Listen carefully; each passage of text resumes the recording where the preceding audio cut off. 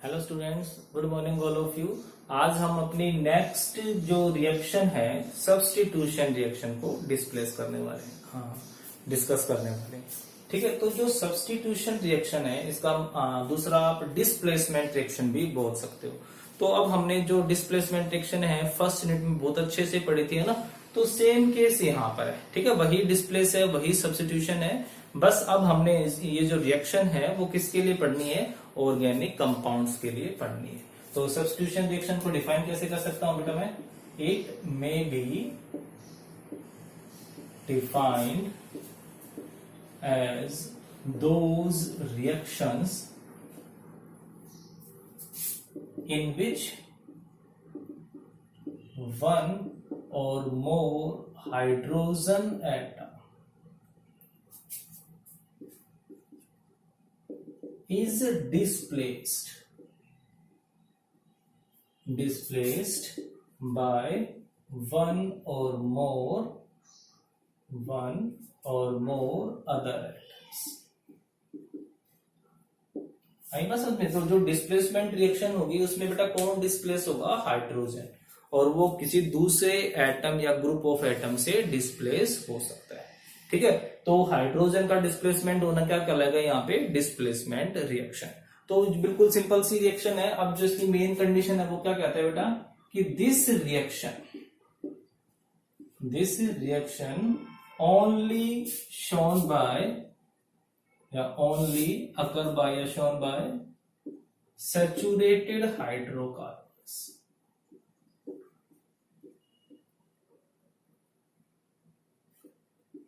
ठीक है, तो तुम्हारे लेवल पे ये बात याद रखना, फिर 11th और 12th में तो और भी बड़ा कंसेप्ट आ जाएगा। तो क्या कहता है कि जो सैचुरेटेड है, अभी अनसैचुरेटेड तो क्या शो करेंगे, एडिशन, और जो सैचुरेटेड होंगे वो क्या शो करेंगे बेटा, सब्स्टिट्यूशन। तो जो सैचुरेटेड हाइड्रोकार्बन है वो सैचुरेटेड रिएक्शन को शो करेंगे। दूसरा कि ये जो रिएक्शन होगी, this reaction will take place either in sunlight or at high temperature.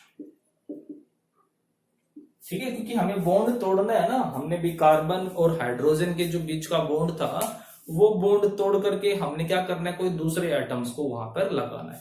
तो बॉन्ड तोड़ने के लिए क्या चाहिए बेटा, एनर्जी चाहिए। तो वही चीज कह रहा है कि ये जो रिएक्शन होगी वो रिएक्शन या तो कब होगी, जब टेम्परेचर हो जाता 500 से 700 केल्विन पे, या फिर क्या चाहिए इसको, सनलाइट, क्योंकि सनलाइट से भी इसको क्या मिलेगी, एनर्जी मिलेगी, और उस एनर्जी से जो बॉन्ड होंगे वो टूट जाएंगे। और तीसरी जो मेन बात क्या है कि ये जो रिएक्शन होगी, ये रिएक्शन सिर्फ और सिर्फ कौन शो करेगा, अनसैचुरेटेड हाइड्रोकार्बन ही शो करेंगे, सैचुरेटेड नहीं शो करेंगे। ठीक है, तो हमारे पास जो सिलेबस में है बेटा वो सिर्फ क्या है, सब्स्टिट्यूशन रिएक्शन बाई हैलोजन, कि जिसमें हाइड्रोजन को डिस्प्लेस करेंगे, सिर्फ वही रिएक्शन है। ठीक है, तो तुमने बस यही एक रिएक्शन को तुमने देखना है। तो जो हमारे इसके अंदर है सब्स्टिट्यूशन बाई हैलोजेंस। ठीक है, हैलोजेंस में भी हम सिंपली कौन कौन लेंगे, जनरली क्लोरीन और ब्रोमीन। ठीक है, फ्लोरीन तो हम इसलिए नहीं लेते क्योंकि फ्लोरीन इतना ज्यादा रिएक्टिव है कि जब रिएक्शन होगी तो उसको कंट्रोल करना मुश्किल हो जाता है, इवन एक्सप्लोजन तक भी हो सकता है। और जो आयोडीन है वो रिएक्शन बहुत ही लेस रिएक्टिव होता है, और जो रिएक्शन होती है वो बैकवर्ड में चली जाती है, रिवर्सिबल होती है। ठीक है, क्योंकि आयोडीन का साइज बड़ा हो गया और कार्बन के साथ स्ट्रॉन्ग बॉन्ड नहीं बना पाता, तो वो आपके स्कोप से बाहर है। तो अभी हम सिर्फ और सिर्फ किसके लिए बात करेंगे, या तो क्लोरीन के लिए बात कर रहे हैं, या फिर हम किसके लिए बात कर रहे हैं, ब्रोमीन के लिए। और दूसरी बात, जो रिएक्शन होगी वो कहां पर होगी, हाई टेम्परेचर पे। तो सबसे पहले मैं सिंपल सी रिएक्शन कर लेता हूं, जैसे CH4 है और ये क्लोरीन गैस होगी। ठीक है, तो ये किसकी प्रेजेंस में होगी, यूवी का मतलब क्या होगा, यूवी का मतलब कि सनलाइट होगी। ठीक है, या फिर मैं यहाँ पर हाई टेम्परेचर भी लिख सकता था। तो अब क्या होगा बेटा, अब जब ये जो रिएक्शन है वो बार बार होती रहेगी, क्या बन जाएगा फर्स्ट स्टेप में, CH3Cl प्लस HCl, है ना। कि यहां से क्या हुआ, एक हाइड्रोजन और एक क्लोरीन।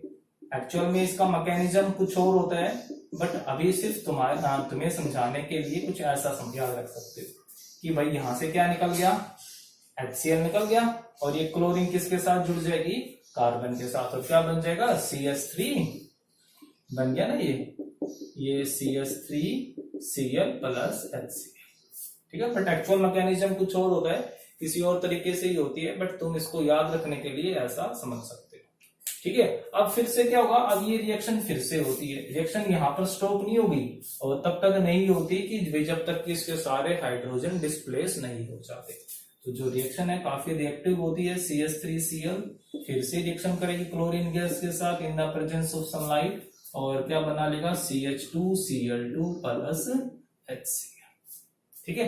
अब फिर से नेक्स्ट स्टेप में फिर से रिएक्शन करेगी ये CH2Cl2 plus Cl2 in presence of sunlight, और क्या बन जाएगा ये CHCl3 प्लस HCl, ठीक है। नेक्स्ट स्टेप में फिर से रिएक्शन होगी CHCl3 plus Cl2 in the presence of sunlight and form carbon tetra chloride, ठीक है, CCl4 बना देगा, और ये जो अब रिएक्शन होगी वो स्टॉप हो जाएगी। मतलब कि इस रिएक्शन की सबसे बड़ी कमी क्या है कि हम इस रिएक्शन को जल्दी से स्टॉप नहीं कर पाते, ये रिएक्शन बार बार होती ही रहेगी जब तक कि सारे के सारे हाइड्रोजन डिस्प्लेस नहीं हो जाते। तो आई बात समझ में आना, सिंपल सी रिएक्शन। और भी देख सकते हो आप, और भी देख सकते हो, अगर हमारे पास कुछ ऐसी रिएक्शन है, ठीक है, तो जनरली बेटा तुम्हारे पास सिंपल ही रिएक्शन आएंगी और वहां पर लिख देंगे कि ये वन इक्विवेलेंट। वन इक्विवेलेंट का मतलब कि तुम इसको सिर्फ एक क्लोरीन ही ट्रीट करोगे, सिर्फ एक बार ही इसकी रिएक्शन करवानी है। बस ये चीज जरूर ध्यान रखना कि ऊपर तुम ये लाइन जरूर लिख के आओगे कि ये जो रिएक्शन हो रही है वो सनलाइट के प्रेजेंस में हो रही है। अब क्या होगा कि भाई हाइड्रोजन चाहे यहां से हटाओ चाहे यहां से हटाओ, एक ही बात रहने वाली है, और आंसर क्या आ जाएगा हमारे पास CH3CH2Cl प्लस HCl। बस ठीक है, एक बार ही करवानी थी, वन इक्विवेलेंट दिया हुआ था, और रिएक्शन यहाँ पर क्या हो जाएगी बेटा, स्टॉप हो जाएगी, ठीक है। सिंपल सी रिएक्शन है ना, तो ये आप कर सकते हो, ठीक है। अगर क्वेश्चन ये आ जाए भाई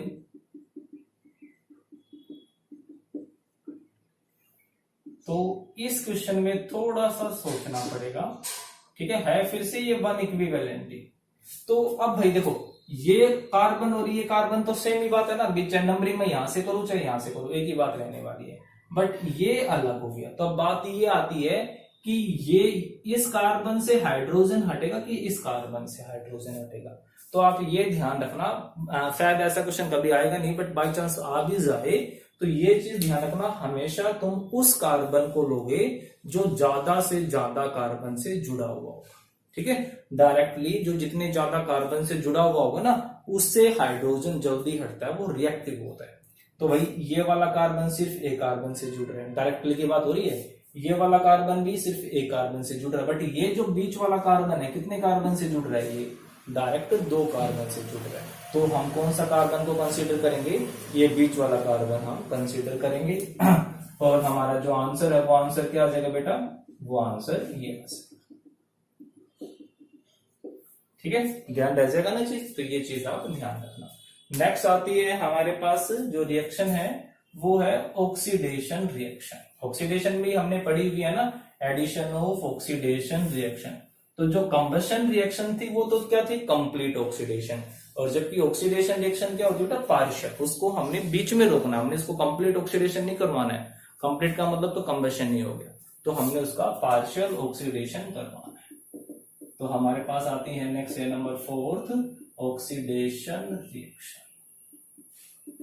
तो कैसे डिफाइन करूंगा, it may be defined as the addition of oxygen in presence of oxidizing agent, ठीक है। मतलब ऑक्सीजन का जुड़ना किसकी प्रेजेंस में, ऑक्सीडाइजिंग एजेंट, क्योंकि भाई जो ऑक्सीडाइजिंग एजेंट है वही तो ऑक्सीजन देंगे, है ना। ऑक्सीडाइजिंग एजेंट्स क्या होते थे, विच डोनेट ऑक्सीजन, जो ऑक्सीजन देते। तो जो ऑक्सीडाइजिंग एजेंट कौन होते हैं, तो जो ऑक्सीडाइजिंग एजेंट होंगे, ऑक्सीडाइजिंग एजेंट कैसे डिफाइन कर सकता हूं मैं इसको, those substances which give oxygen, ठीक है, जो हमें ऑक्सीजन देता। फॉर एग्जाम्पल अल्कलाइन, अल्कलाइन मतलब बेसिक, अल्कलाइन KMnO4, मतलब कि KMnO4 एक रिएजेंट है, आपको लैब में मिल जाएगा, उसको हमने बेस में घोलना है और इसको हम क्या बोल देते हैं बेटा, बेयर्स रिएजेंट, बेयर्स रिएजेंट, ठीक है। ऐसे ही K2Cr2O7 पोटाशियम डाइक्रोमेट, इसको एसिड में घोलना है, ठीक है।